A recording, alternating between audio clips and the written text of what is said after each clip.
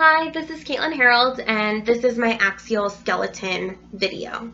So first we're going to start with the cranial bones. First up is the frontal bone, which is the anterior cranium, also known as the forehead. It forms the supraorbital, so the top of the orbital bones, the margins of the orbital cavities, and then as well as the frontonasal suture right here. Next, we have the parietal bones, which are the back top half of the skull. Next is the occipital. So it forms most of the skull's posterior wall and base. So it's this big bone right here. We also have the external occipital protuberance, which is this knob-like projection right at the base of the skull where my thumb is. Is the attachment site for a ligament that connects the vertebrae to the neck, vertebrae of the neck to the skull. It also anchors many neck and back muscles. You can also feel it on yourself when rubbing the bottom of your head. And then lastly, we have the temporal bone, which is this bone right here. So there's different parts to the temporal bone, both external and internal. So we'll start with external. First is the temporomandibular joint, and that's where the zygomatic process receives the condylar process. So right here, it forms the temporomandibular joint. Then we have the mastoid process, which is the pointy bottom part of the temporal bone, right here. It's the anchoring point for some of our neck muscles. Next, we have the styloid process, which is this needle-like bone.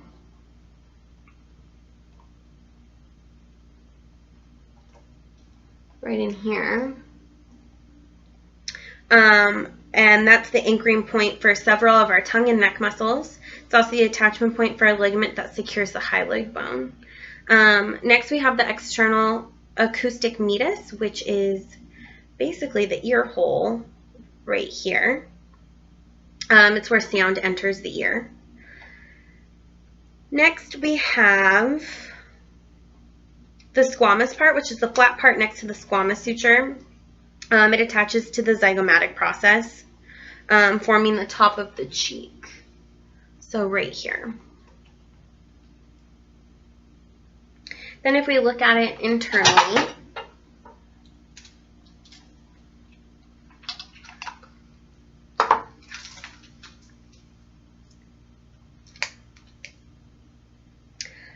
we have the petrous part, which houses the middle and internal ear cavities.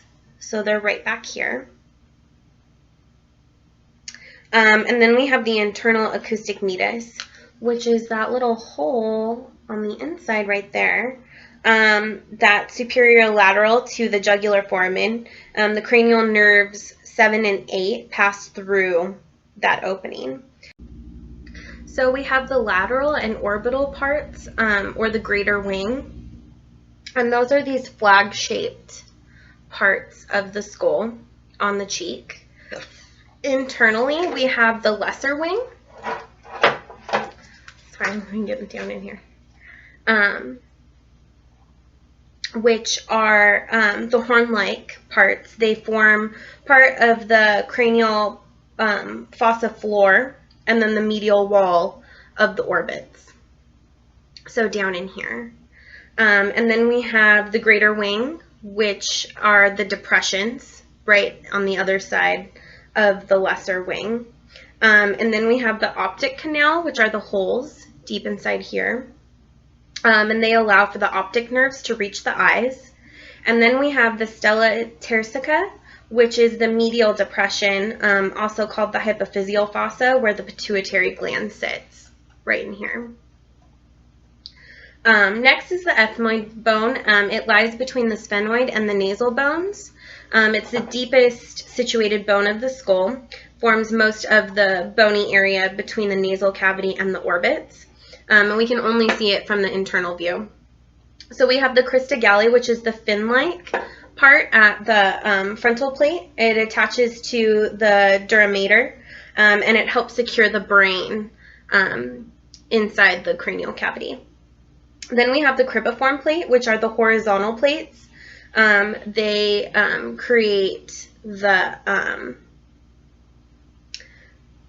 holes for the olfactory nerves to pass from the smell receptors into the nasal cavity, and it forms the roof of the nasal cavity.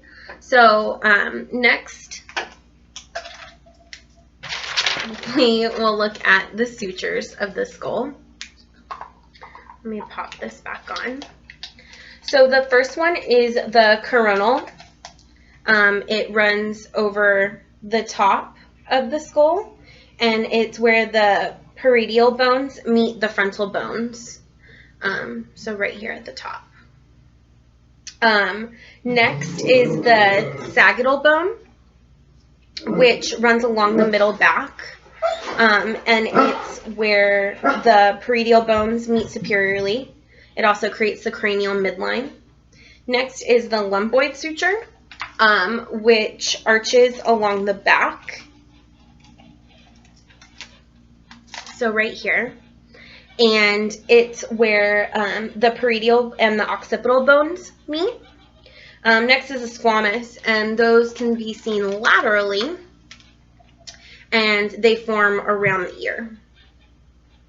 It's where the parietal and the temporal bones meet. So next, we'll move on to the facial bones, and it's probably easier if I just sit him right here. First, we have the maxilla, which is this part right here.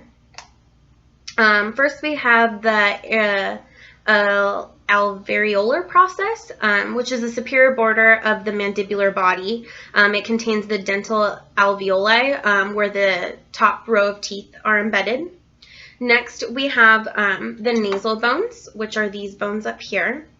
They form the bridge of the nose. They're fused medially, and they articulate to the frontal bone superiorly and the maxillary bones laterally. Next is the zygomatic, or the cheekbone. They articulate with the zygomatic process of the temporal bones, and the frontal bone at the top of the orbit, and then the maxillary bone in the middle. Next, we have the ethmoid bone, which is the medial inferior part of the orbit, so right in here. Next is the vomer, and it lies inside the nasal cavity. It's the nasal septum is formed by the bony part, or the vomer, and the perpendicular plate of the ethmoid bone superiorly. So it's the top 2/3 of the sternum is the ethmoid bone. Next, we have the inferior nasal concha, which are the curved bones in the nasal cavity. They form part of the lateral walls of the nasal cavity, and they project in towards the vomer medially. Next is the mandible, or the lower jawbone. The body is just the full part of the mandible. It's the largest and strongest of the facial bones. Next, we have the angle, and it's where the branches of the mandible meet the body. So down here. The ramus are the outside branches. Then we have the mandibular condyle, which is the head of the ramus. We have the mandibular notch, which separates the ramus. It's this little divot right here. Then we have the coronoid process, which is the head of the mandibular condyle that articulates with the mandibular fossa to create the temporomandibular joint.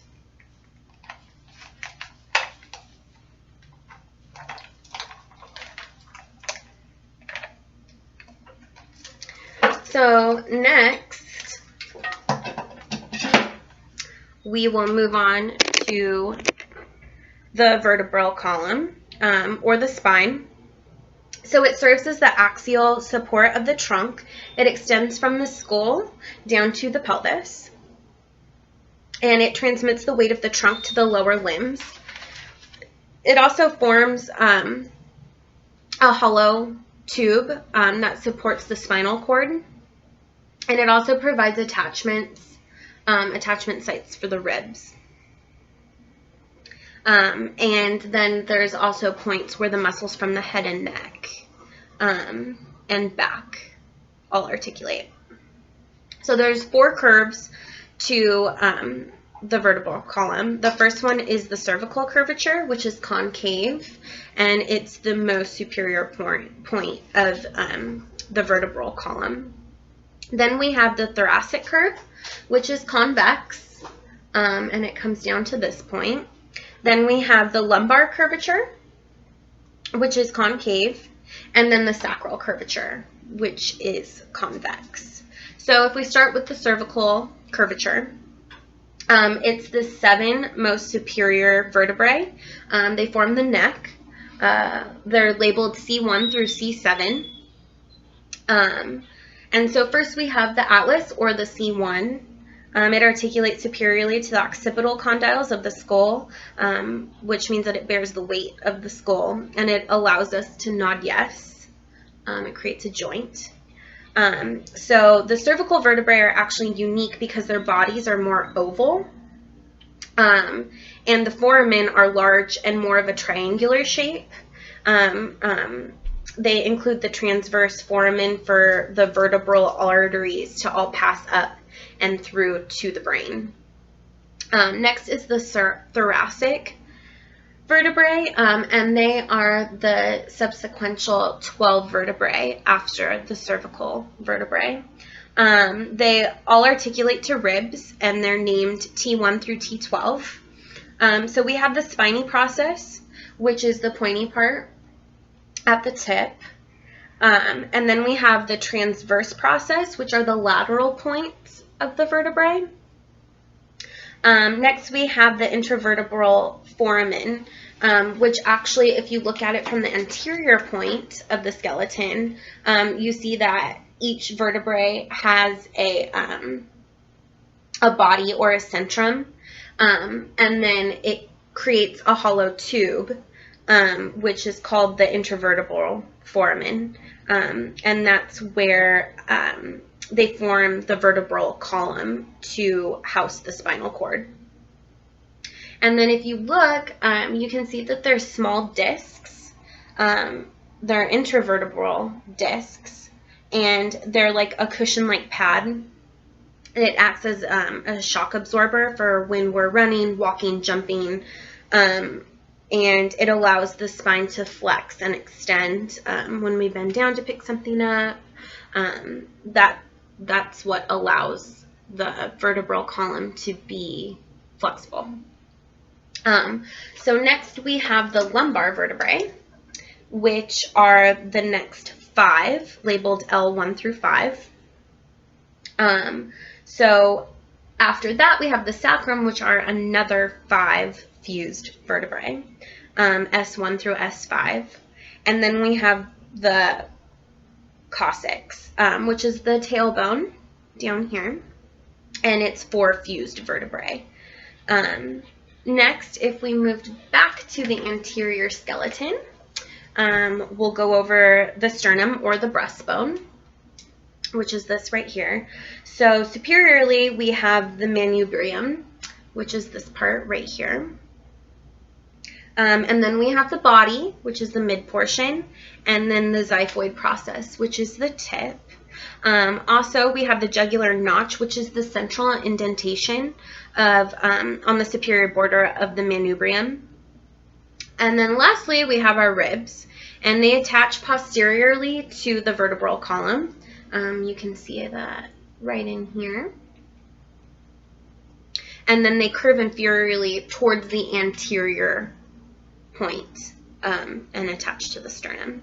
So first, we have the superior 7 ribs, and those are called our true or vertebrosternal ribs, and they directly attach to the sternum.